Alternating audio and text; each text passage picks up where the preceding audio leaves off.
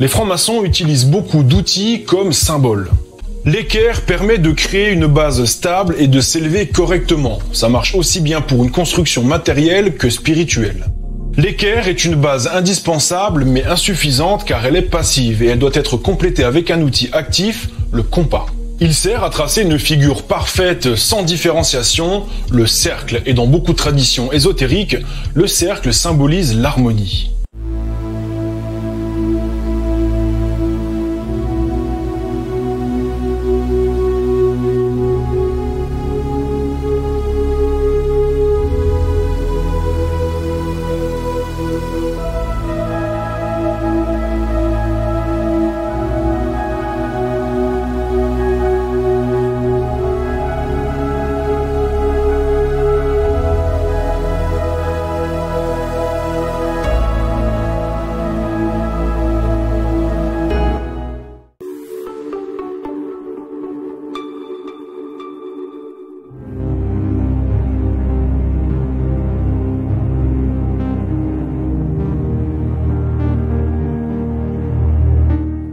Quand on observe la franc-maçonnerie à travers le prisme de l'ésotérisme, on est forcément confronté aux symboles. Déjà parce que en ésotérisme des symboles, il y en a partout, et aussi parce que les francs-maçons en utilisent énormément. Je vais décrypter certains symboles très connus de la franc-maçonnerie et je vais te montrer ce que peut-être tu ne connais pas. Suite à la sortie de la précédente vidéo sur l'histoire de la franc-maçonnerie, j'ai eu tout un tas de messages de personnes qui me demandaient de ne pas révéler les secrets de la symbolique des francs-maçons. Alors il faut savoir une chose, je ne suis pas franc-maçon et toutes les informations auxquelles j'ai accès, eh bien elles sont publiques et de ce fait, elles sont tolérées par les francs-maçons.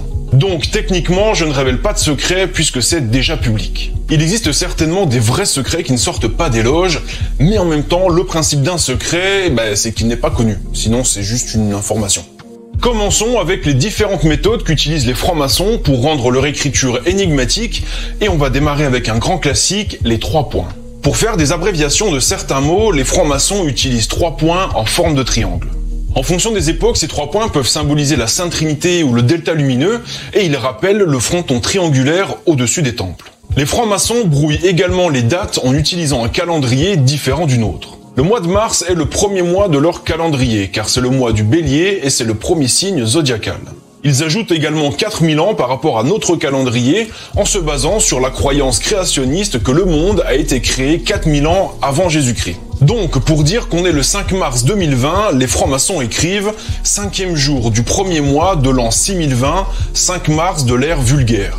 Oui, parce qu'ils qualifient le calendrier grégorien de vulgaire. Si c'est le 20 janvier 2020, les francs-maçons écrivent 20e jour du 11e mois de l'année 6019, 20 janvier 2020 de l'ère vulgaire. Et oui, comme le mois de mars est le premier mois de leur année, janvier et février sont les derniers mois de l'année précédente. Dans la symbolique franc-maçonne, on trouve souvent la lettre G. Certains pensent que c'est l'initiale de géométrie, ou de God, Dieu en anglais, ou de gnose, la tradition ésotérique chrétienne, ou que c'est la représentation du compas et de l'équerre, un demi-cercle plus un angle droit. En réalité, son sens est beaucoup plus profond que ça, car la lettre G de notre alphabet latin est la transcription de la lettre grecque gamma. Sous sa forme minuscule, elle ressemble un peu à notre Y latin, et sous sa forme majuscule, c'est une équerre.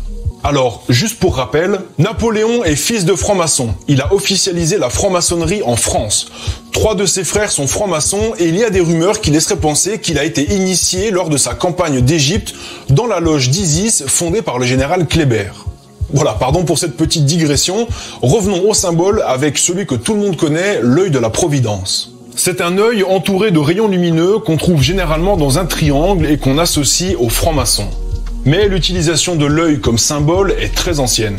On le trouve en Égypte antique avec l'œil Udjat, plus connu comme étant l'œil d'Horus, le dieu faucon. On le trouve également dans l'hindouisme avec le concept de 3e œil, comme ici sur le dieu Brahma. L'œil d'Horus servait de protection. Le 3e œil de l'hindouisme, c'est pour voir l'invisible, et l'œil de la Providence, c'est Dieu qui voit tout. Rien ne lui échappe des pensées et des actions humaines, même les plus cachées.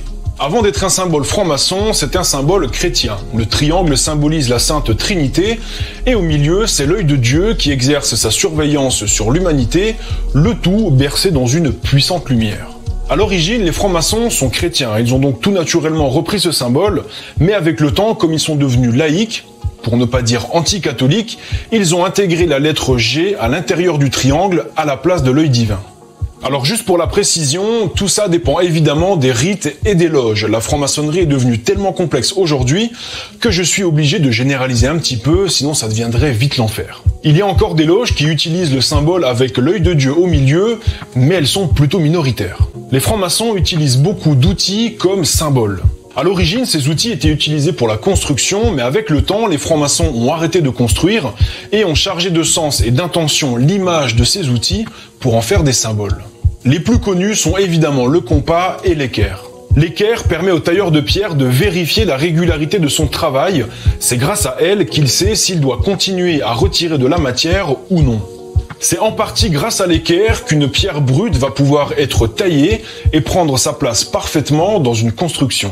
Métaphoriquement, c'est la même chose pour une personne qui souhaite s'élever. L'équerre invite à retirer les impuretés qui font obstacle à son élévation.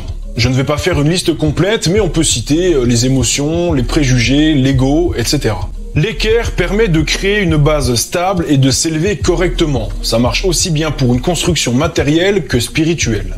L'équerre est une base indispensable mais insuffisante car elle est passive et elle doit être complétée avec un outil actif, le compas. Il sert à tracer une figure parfaite sans différenciation, le cercle, et dans beaucoup de traditions ésotériques, le cercle symbolise l'harmonie. Le compas symbolise également la dualité car il est composé de deux branches, une passive et une active. La branche passive, c'est celle qui est au milieu du cercle et la branche active, c'est celle que l'on doit faire tourner pour tracer le cercle. Ces deux symboles, quand ils sont réunis, donnent pas mal d'indications pratiques à celui qui souhaite s'élever. Les francs-maçons utilisent également le symbole du fil à plomb. Comme pour l'équerre et le compas, le fil à plomb était utilisé à l'époque où la franc-maçonnerie construisait des cathédrales pour vérifier la verticalité d'une construction. Le fil à plomb peut être placé au centre d'une loge pour faire le lien entre le ciel et le sol, ce qui rappelle la fameuse phrase d'Hermès Trismégiste « Ce qui est en bas est comme ce qui est en haut, et ce qui est en haut est comme ce qui est en bas pour faire les miracles d'une seule chose ». Le fil à plomb pointe vers le bas et montre le centre de la Terre. Métaphoriquement, c'est une invitation à plonger au cœur des choses et surtout à l'intérieur de soi. Le fil à plomb nous invite à faire notre introspection. Pour cela, nous aurons besoin d'un maillet et d'un ciseau. Ces deux outils sont indissociables et permettent de passer de l'intention à l'action. Le maillet est actif, c'est avec lui qu'on donne les coups, il symbolise la puissance agissante. Le ciseau est passif, tout seul il n'a aucun intérêt, mais c'est grâce à lui que le maçon peut retirer de la matière avec précision. Il guide et oriente l'effet des coups. Malgré sa passivité, il est essentiel car il se situe entre le maillet et la pierre. Il est donc vecteur de la réalisation. Ces deux outils symbolisent aussi la maîtrise de soi, car un coup de maillet trop puissant enlèverait trop de matière et il n'est pas possible de revenir en arrière. À l'opposé, un manque de puissance dans le maillet rendrait le ciseau inefficace. À la base, il faut donc la volonté d'agir, mais la puissance de cette volonté doit être réfléchie, orientée et canalisée, c'est-à-dire consciente. Allez, dernier outil et après on passe à autre chose, la règle et la truelle. Ils sont également indissociables car ils remplissent des fonctions complémentaires. La truelle permet de mettre du ciment entre les pierres, de retirer l'excès de ciment et d'enduire le mur d'une construction. Symboliquement, la truelle unit, purifie et consolide. La règle, quant à elle, sert à vérifier les alignements et à mesurer un ouvrage. Symboliquement, elle sert à le rendre homogène. Ces deux outils réunis symbolisent la fraternité. Ils permettent d'unir, de consolider et de rendre homogènes les relations entre les maçons. Laissons les outils de côté et intéressons-nous maintenant à un élément du costume de franc-maçon, les gants blancs. Ils sont portés dans certains rites au moment du rituel et ce n'est pas par coquetterie, mais en mémoire du grand maître Hiram dont voilà la légende. Hiram a reçu de Salomon la responsabilité de construire le temple le plus parfait possible à la gloire de Dieu. Il organise alors les travailleurs en 3 classes, apprentis, compagnons et maîtres.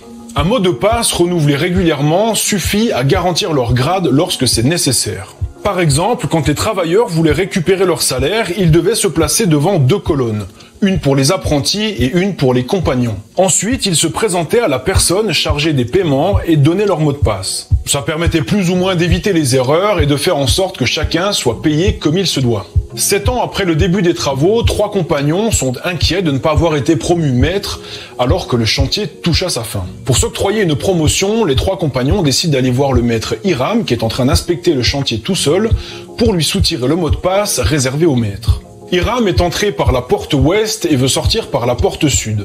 À ce moment-là, un compagnon lui bloque la route, lui demande le mot de passe, Hiram refuse et le compagnon lui donne un coup de règle dans la gorge.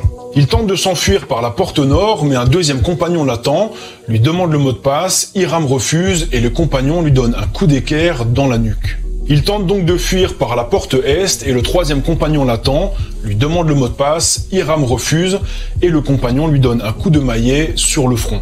Je ne vais pas vous raconter toute la légende du maître Hiram parce qu'il y a beaucoup de choses à dire et que je compte traiter le sujet dans une autre vidéo. C'est donc en rapport avec cette légende que les francs-maçons portent symboliquement des gants blancs lors des cérémonies, pour témoigner qu'ils ont les mains pures et qu'ils n'ont pas pris part au meurtre de leur grand maître Hiram. Quand les francs-maçons bâtissaient des cathédrales, ils portaient des tabliers en cuir très épais pour se protéger des éclats de pierre. Aujourd'hui, ils portent des tabliers en tissu qui comportent toute la symbolique de cette franc-maçonnerie passée. Il existe plusieurs tabliers et plusieurs variantes à chaque modèle, mais on va prendre un exemple qui résumera très bien cette vidéo. On va commencer par le haut. En pendentif, le maître porte une équerre. Le côté le plus long représente l'actif et le plus court le passif. Le côté le plus long doit toujours être sur la droite du maître pour signifier que l'actif est plus important que le passif. Le maître porte les gants blancs dont je t'ai parlé juste avant pour montrer qu'il n'a pas pris part au meurtre du grand maître Hiram. En haut du tablier, il y a ce qu'on appelait l'œil de Providence, sauf que depuis que les francs-maçons sont devenus laïcs et même particulièrement anti-religieux, ils ont remplacé l'œil de Dieu par le G, on en a parlé tout à l'heure. En dessous, on trouve la lune et le soleil, c'est simplement pour symboliser la polarité. Dans la plupart des traditions ésotériques, la polarité a une place très importante. Toute chose possède un opposé et rien ne pourrait exister sans cet opposé. C'est un petit peu ce qu'on retrouve dans le yin et le yang, mais je n'en dis pas plus, je compte développer tout ça dans une prochaine vidéo. De chaque côté, on a deux colonnes. J'en ai parlé brièvement tout à l'heure, ce sont les deux colonnes devant le temple de Salomon qui permettaient de différencier les apprentis et les compagnons au moment de leur donner leur salaire. Pareil, j'en parlerai en détail dans une autre vidéo, je n'en dis pas plus. Tout en bas, on retrouve le maillet et le ciseau, le fil à plomb, la truelle et la règle. Et juste au-dessus, le compas et l'équerre. Ce sont les outils des francs-maçons opératifs qui sont aujourd'hui chargés de sens et utilisés comme symbole. Il y a la lettre M et la lettre B suivies des fameux 3 points en forme de triangle pour signifier l'abréviation. Il y a beaucoup d'interprétations concernant le sens de ces deux lettres, alors je vais t'en donner une ou deux et je te mets un lien dans la description si tu veux voir les autres. M et B pourraient être les deux lettres du mot Moabon qui signifie la vie nouvelle.